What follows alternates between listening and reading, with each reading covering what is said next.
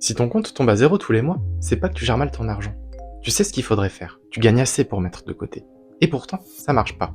Le problème, c'est pas ta discipline, c'est ton cerveau. Il adore fonctionner en pilote automatique, te faire prendre des décisions inconscientes, et quand il y a de l'argent en jeu, c'est souvent catastrophique. Et ça, même quand tu crois être raisonnable. Aujourd'hui, sur l'argent conscient, je vais te montrer comment ton cerveau sabote tes finances, pourquoi il fait ça, et comment enfin reprendre le contrôle. On va avoir 8 biais cognitifs. Certains sont connus, d'autres pas trop. Mais ce qui est sûr, c'est qu'il y en a au moins un qui est en train de te coûter de l'argent chaque mois sans que tu t'en rendes compte. On commence avec le premier biais, One Life. On n'a qu'une vie, autant acheter ce qu'on veut tant qu'on peut. S'il y a bien une chose que ton cerveau déteste faire, c'est se projeter dans l'avenir. Il juge très bien la valeur de ce qui existe déjà aujourd'hui. Par contre, juger la valeur de quelque chose qui n'existe pas encore, pour ça il est très mauvais. Conséquence, ton cerveau va préférer avoir quelque chose maintenant plutôt que plus tard, même si c'est moins intéressant pour lui au final. C'est le principe de la gratification instantanée. En 1975, le psychologue Walter Mischel réalise l'expérience de la guimauve. Il propose à des enfants de manger un chamallow maintenant, mais par contre, s'ils attendent un certain temps, ils auront le droit d'en manger 2. Et ensuite, il les laisse tout seuls dans la pièce. À ton avis, qu'est-ce que ça donne? Le verdict est clair, la majorité des enfants mangent le chamallow maintenant, au lieu d'attendre pour en avoir 2 plus tard. Et ça s'appelle le biais du présentisme. Il survalorise le présent au détriment du futur, il est prêt à biaiser toutes tes réflexions basées sur l'avenir. Bon, et alors, comment on combat ce biais? Pas simple, mais je vais te proposer une clé très objective. Tu prends une feuille de papier, et tu poses un bilan très factuel des avantages et inconvénients de réaliser l'action A maintenant, plutôt que l'action B plus tard. Ensuite, tu compares le score des deux, et celui-là qui a la plus haute note gagne. Tu verras que bien souvent, l'achat maintenant n'est pas indispensable pour toi, et c'est même pas le plus rentable. On passe au biais numéro 2. Celui-là, il mange ton potentiel de richesse future, t'en as sûrement déjà entendu parler. Ça s'appelle l'aversion à la perte. Daniel Kahneman, prix Nobel d'économie, a montré, pour faire simple, que la peine causée par 100 € de perte était beaucoup plus forte que la joie provoquée par 100 € de gain. En fait, notre réaction émotionnelle est totalement asymétrique.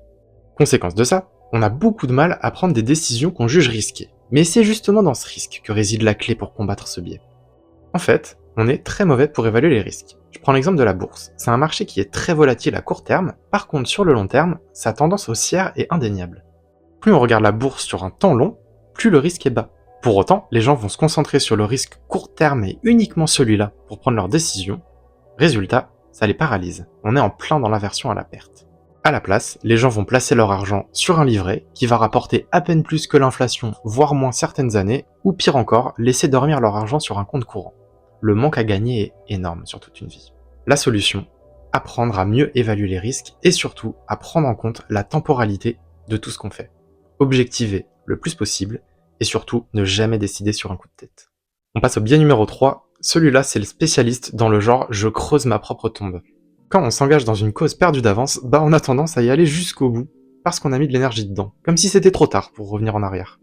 L'exemple typique pour illustrer ce biais, c'est le joueur de poker. Il se rend compte que sa main est nulle, qu'elle vaudra rien, mais c'est trop tard, il a déjà trop misé, donc il refuse de se coucher.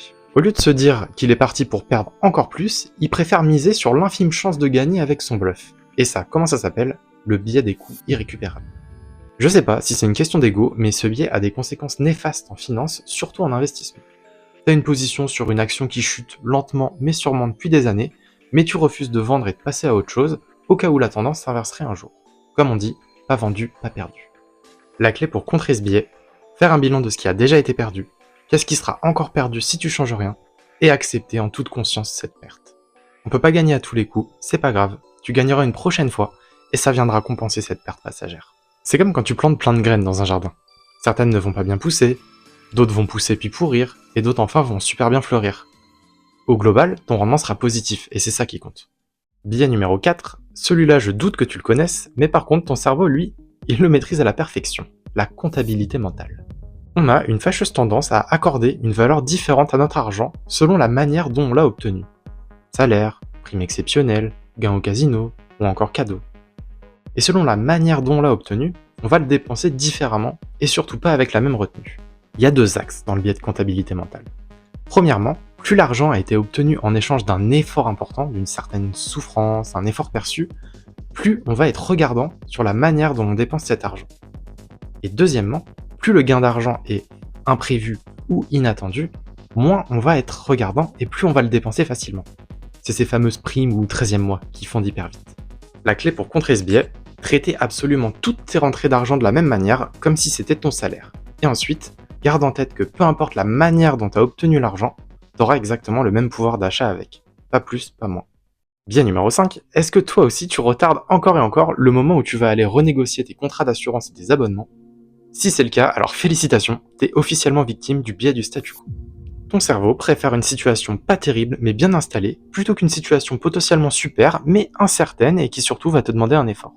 Parce que la situation pas terrible, elle est connue, elle est prévisible, et ça c'est une zone de confort et de sécurité pour ton cerveau. Donc ce biais t'empêche d'évoluer vers de meilleures situations financières. Oui, ça demande toujours un effort, mais oui, ça vaut le coup. Comment vaincre ce biais? J'ai un exercice mental qui marche très bien. Commence par calculer ton salaire horaire. Ici on va dire 15 euros. Maintenant, imagine que tu veux changer d'abonnement téléphonique. Combien de temps ça te prendrait? On va dire 20 minutes. Qu'est-ce que tu y gagnes? Disons 5 euros de moins par mois. Au bout de 3 mois, tu auras gagné 15 euros, soit l'équivalent d'une heure de travail en seulement 20 minutes. Au bout d'un an, tu auras gagné 60 euros, soit l'équivalent de 4 heures de travail, toujours en 20 minutes. Et le compteur s'arrête jamais de grimper. Donc je sais pas toi, mais moi ça me motive vachement de calculer comme ça. Biais numéro 6, celui-là il s'étend bien au-delà des simples sujets d'argent, mais il est vraiment toxique pour tes finances, car il te met des œillères. Il te met des œillères pour que la réalité s'accorde à tes pensées et tes croyances. Ça s'appelle le biais de confirmation. Celui-là, il est délétère parce que quand tu vas prendre une mauvaise décision, il va tout faire pour te convaincre qu'en fait, c'était une bonne chose.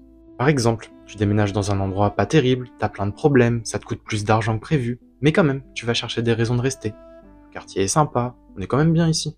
La clé pour vaincre ce biais, objectiver une situation. Tu notes sur une feuille de papier les avantages, les inconvénients, et aussi tu peux aller demander un avis extérieur.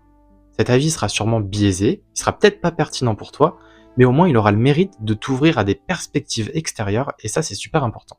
Avant-dernier biais, si tu suis des vidéos de finance et d'investissement, alors tu le connais forcément, c'est la peur de manquer une opportunité. Ce biais, c'est comme un train qui arrive à toute vitesse et tu montes dedans quasiment sans réfléchir, juste pour voir où il va. Après tout, faudrait pas manquer cette opportunité, peut-être qu'elle va jamais se représenter. En finance, ce biais t'entraîne vers des choix très risqués, par exemple la dernière crypto à la mode, parce qu'on t'a dit que son potentiel était énorme, et aussi, il va te faire suivre des effets de masse de peur de louper quelque chose. Il crée un sentiment d'urgence là où c'est rarement justifié. Comment venir à bout de ce biais? Reconnaître qu'il y a une part d'inconnu, prendre conscience des risques, et se demander si c'est vraiment nécessaire d'y aller. Parce que quand on se précipite sur un choix financier, on a toutes les chances de faire une erreur. Donc une question puissante, qu'est-ce qui se passe si je prends pas cette décision? Est-ce que c'est grave?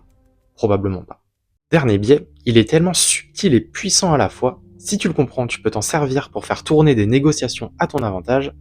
Si tu le comprends pas, tu peux te faire manipuler sans même t'en rendre compte. Les vendeurs l'adorent, c'est l'effet d'ancrage. On a tendance à s'accrocher à la première information qu'on reçoit, peu importe qu'elle soit juste, arbitraire ou totalement fausse. Cette première info devient une encre mentale et tout notre raisonnement va se baser autour de cette info au lieu d'être réellement objectif. Une fois l'encre posée, notre cerveau ne peut pas s'en éloigner et ça peut avoir des conséquences dramatiques pour nos finances. Tu vois cet ordinateur à 800 euros avec à côté écrit en gros 1200 barré? Le 1200 euros, c'est l'encre. 400 euros de moins que le prix d'origine? Ça motive à acheter quand même. Et tu vois là, on n'est même pas en train de questionner si le prix d'origine, 1200 euros, était justifié ou non. On fait que se focaliser sur la réduction proposée. La clé pour vaincre ce biais, c'est simple, le temps. Réfléchis à tête reposée, ne te précipite pas, ça t'évitera de te retrouver embarqué dans des mauvaises décisions. Et autre option bonus, vérifie la fiabilité de la première info. Cherche d'autres sources, compare les données. Si ça concorde, tant mieux. Si ça concorde pas, bah félicitations, tu viens de sortir du biais d'ancrage. Ça y est, on a vu ensemble les 8 biais mentaux qui sabotent tes finances, et tu sais maintenant comment en venir à bout. C'est pas simple, y a rien de magique, mais j'espère que cette vidéo va t'aider à vraiment reprendre le contrôle sur tes finances. Pour conclure, je dirais que ton cerveau c'est à la fois ton meilleur allié et ton pire ennemi sur les sujets d'argent. Ne le laisse jamais fonctionner en pilote automatique, parce que c'est là qui fait n'importe quoi et qui va te faire perdre de l'argent. Voilà, on s'arrête sur ce conseil, c'était l'argent conscient. Sur ma chaîne, on parle d'argent intelligemment, sans jugement et surtout avec un regard humain. Je vous dis à très bientôt pour une prochaine vidéo. Ciao!